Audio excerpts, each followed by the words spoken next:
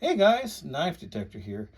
So today I'm going to talk about some knives I bought on eBay and why, in fact, yes, size does matter, or at least paying attention to what you're buying. So stick with me and let me tell you what I'm talking about, amigos. By the way, if you like knives, this is a great channel. Please like and subscribe.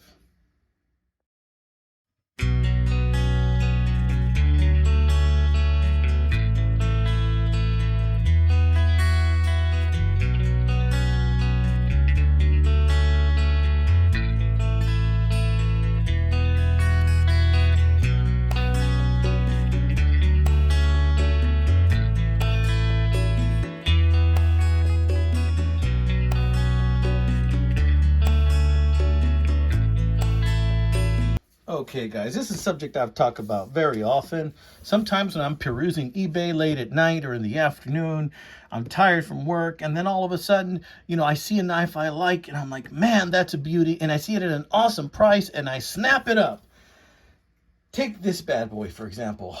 I totally got the size off on this little knife. When I saw this little knife, by the way, this is called is it a Piranha?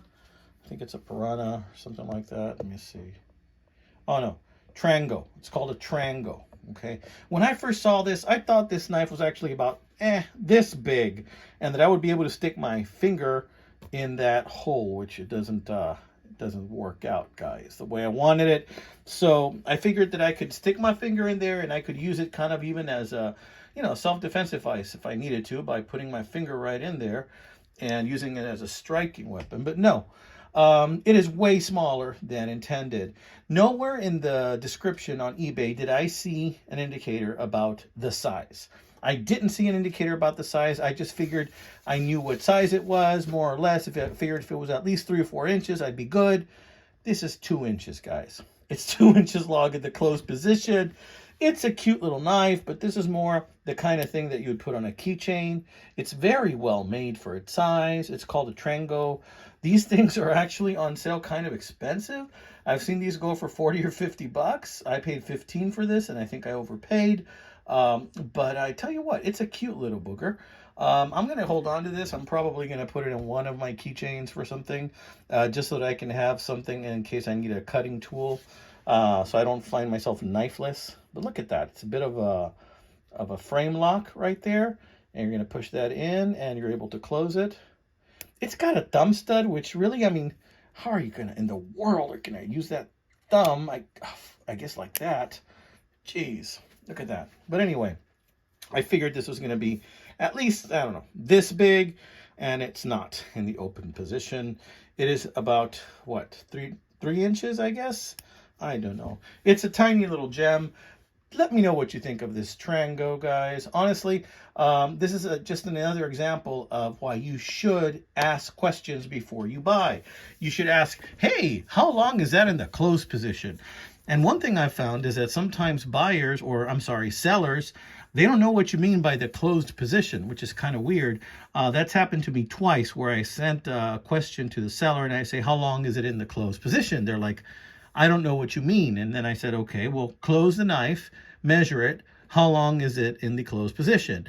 And one seller didn't even know that it was possible to close the knife. So you have to understand, sellers may not be experts in the knife area, so they may not understand how knives actually work.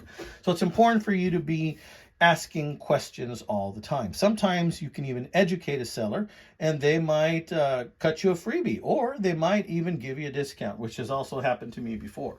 All right, check this out. This is a beautiful Bear & Sons knife. Of course, it wasn't this shiny. It had a lot more scratches. But you see, when I saw this knife, I thought I knew what I was getting. This knife cost me about 30 bucks, well, $27. I thought I was getting a knife that was the size of a buck 110 or a Schrade LB7, which is 5 inches long in the closed position. Instead, I got this little bad boy that is about 4 inches long in the closed position. Let me see, 1, 2, 3, maybe 3.5 inches long in the closed position. Yeah, 3.5 inches. I was disappointed, to say the least. I wanted a larger Bear & Son knife. I'm going to start collecting more Bear MGC manufacturing company knife, or Bear & Son knives. They make a beautiful lockback blade that is very similar to the Schrade LB7, but if you notice, the bolsters are just much smoother and more refined than a Buck 112 or a Schrade LB7. Now, this particular knife right here, I still like the size. It's about 3.5 to 4 inches long in the closed position. It's got a beautiful laminate wood handle. I had to do a little bit of polishing on that. There were some light scratches on there. It's never going to be a safe queen, but it is going to be a knife that I'm going to carry. Somebody did an okay job sharpening it, and I kind of was doing some honing and some cleaning of that edge with a very fine stone because it was a little bit choppy, as you can still see. You can still see it's a little bit choppy there, but it is sharp. I do like this knife. I'm kind of torn because when I bought this, I thought I was getting something much bigger. And there were nowhere in the description on the eBay post was that the size of it. And I knew in my heart that it had to be a 5-inch one, but I was wrong. This is a 3.5 to 4 inch knife in the closed position. This will be a keeper, however, because I do like it. And I'm going to keep the other one too. I'm going to go ahead and keep the Trango because the Trango also is just, I think it's really good for like a keychain type of knife that you'd have in one of your keychains, or maybe even just to have in your truck or car, just in case of an emergency and you need to cut, I don't know, a letter open. It looks sharp enough that you could cut a seatbelt with, but it's going to be tough to get a hold of that handle and not drop it out of your hand. But it's a good looking little knife, don't you think? Let me know in the comments. Now, I also have something in this box. Lately, I've been into EDC and like I've been looking at pry bars, and I thought this knife was kind of like a good go-between between a pry bar and a knife. This is a company called Takumitak. Takumitak. It says the art of survival. And there's some kind of QR code there. It says the art of survival, takumitak.com. Sounds like taco my taco, but takumitak.com. We open the box. We have ourselves another QR code, and we have some instructions for how to use it. Don't really need those. We'll put that aside. We'll just keep the box, over here, a little bit handy. And we're going to start to dissect this. Now, again, this is one of those things where I thought it would be bigger. And it's not. I figured that with something like this, I could either use it, carry it on my belt, which I believe I still can, but I still think it's a little bit small. I thought I could use something like this as a striking tool, but my finger won't go all the way in there either. I don't have like abnormally large hands. My pinky goes in real easy on this one. But I figured I wanted my index finger to go in there. It's just not going as far as I wanted it to. But check out the blade on this. It's a nice little Tano style blade. It's very sharp. It's a good looking little knife. What I'm thinking is that this might also be good as a throwing knife. So in a subsequent video, you might see me throw this thing. Let's see if we can read what it says there. It says 3 CR13 stainless steel USA. It says crafted in China. Something design TKF. Okay, interesting. You can barely read those things, right? But it has a nice sleek design. Now, one of the things I like about this is this wasn't very expensive at all. I think I paid like 12 bucks for this on eBay. Nobody else bid on this, and it came with some amenities that I really like. For example, it came with this really nice belt loop, which you can buy these on their own at Home Depot for like $6 to $8, but this came with it already. So it's almost like I got one of these things for free. It was pretty cool. So I'm going to open that up, and we might just put it on right now in front of you guys so that we can do that. But look, it even came with like a desert sand type of color, type sheath for it as well. So, when you get choices like that, it's hard to be mad at a product like this. This is something that I likely will carry on the weekends, and I will have it on my belt. And I'm going to carry that proudly, and I'm going to go ahead and enjoy doing that. see. All right, let's switch these first of all, okay? Switch that, boom, just like that. Yeah, I can totally see that on my belt. Let's try one of that. Let's try that belt loop and see what we can do with that. Thing I like about this is I don't even need to run to my tool chest to get a Phillips screwdriver or something to put this on, because apparently there's one in here too. So let's take some stuff out of the way. Let's get a little bit of work done here. What do you say, guys? Okay. So I'll take this out of the way. I'm going to close my knife so I don't drop this on my foot. Choom, bow, and then it just stays there. That would be sad, right? Although I wonder if that would get some views. Don't worry, I'm not going to try it. We're going to close this little frame lock right there. I'm going to put those away. Okay, let's get this out of the way. I like to keep these so I can throw them in the toolbox with my knife so I don't get rust and stuff. All right, put that away. Now let's see what we have here. I gotta be careful because my little setup here is over my kitchen sink, so I don't want to be dropping any of that stuff. When you fix these together, you have to decide which side you want to put this on, either this side or this side, because you have to keep in mind which side is going to be facing outward, because I like to wear this on my belt on the right side. So it's going to be something like this right here.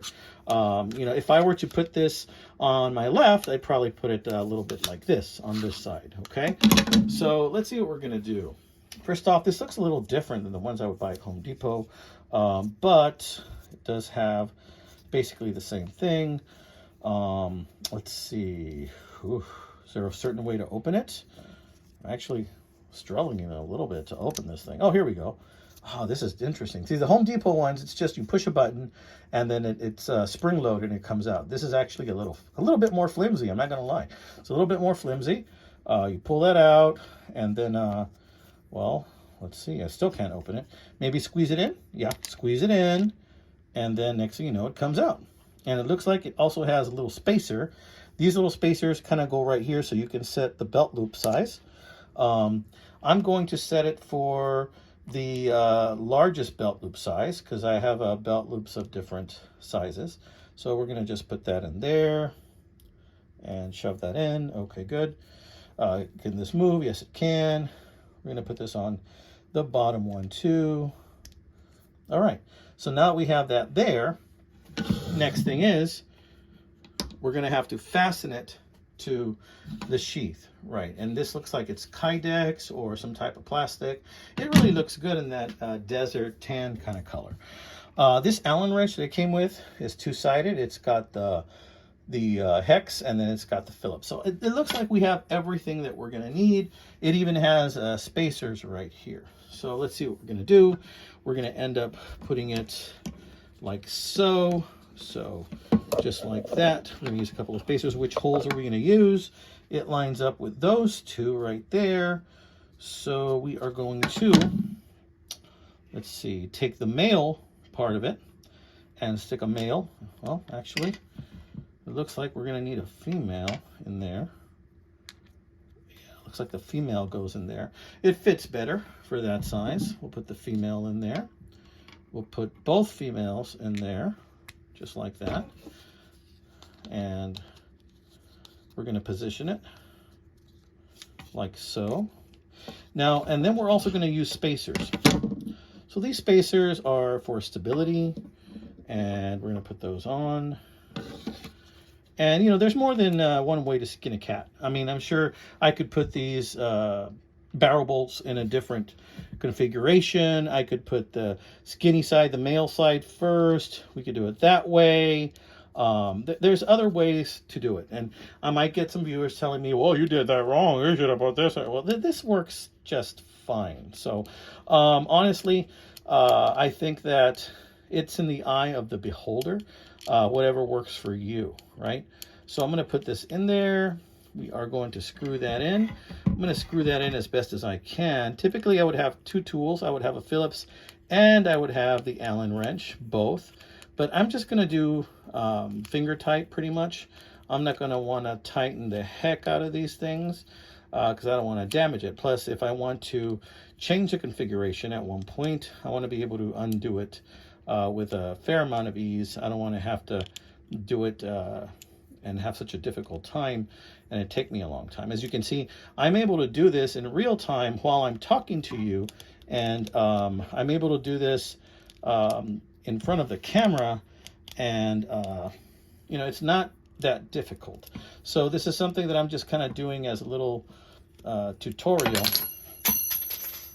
Well, I guess it is difficult. I just dropped the Allen wrench, but luckily it did not go into the sink. All right, guys. No, it's not that hard.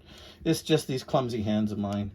So I'm putting it in there, and as you can see, there's the spacer right in there, that little donut spacer doing its job. So we're going to tighten just a little more, just like that. That's pretty much done. That's almost done. And I'm going to come around this way, and we're going to use, I'm going to put my finger here, and I'm going to hold this while I use the hex. I'm going to put it in there as best as I can, and tighten that a little more from this side. Okay, now the other side.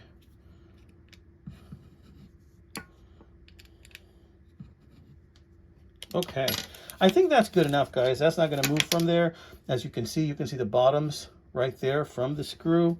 It looks like I lost one of my belt loopies over here, so I'm going to put that back in there. And again, this is just to help you to get a belt that fits there. This is one of the biggest sizes, or the biggest size I'm putting it on. This looks like it'll accommodate a 2-inch belt, a belt that's 2 inches wide. And we're going to close that. I'm going to squeeze it, close it, and then we're going to close that. And there you have it. So it doesn't involve a whole lot of work. It's something that anybody can do on their own. It looks tank tough. It really does. It looks tank tough. It's light. It's not that heavy at all. It doesn't move once you get it in there. I mean, honestly, this is a nice little setup right there. And I only paid about like 10-15 bucks for that. I think I underpaid for that. And that's how it is in the knife game. You know, you may have underpaid for something, and then you didn't get what you were expecting, but you were pleasantly surprised, as is the case with that one. And sometimes you're just kind of let down, and you're left wanting more. And that's kind of how it is, guys. Well, this has been another edition of Knife Detector. And if you're still with me at this point, I'd really like for you guys to like and subscribe. It just takes a second for you, but it does wonders for my channel. And I'm able to show you all kinds of cool stuff out there that you might otherwise have never seen before. All right, guys, take care, amigos. Carpe the weekend. God bless.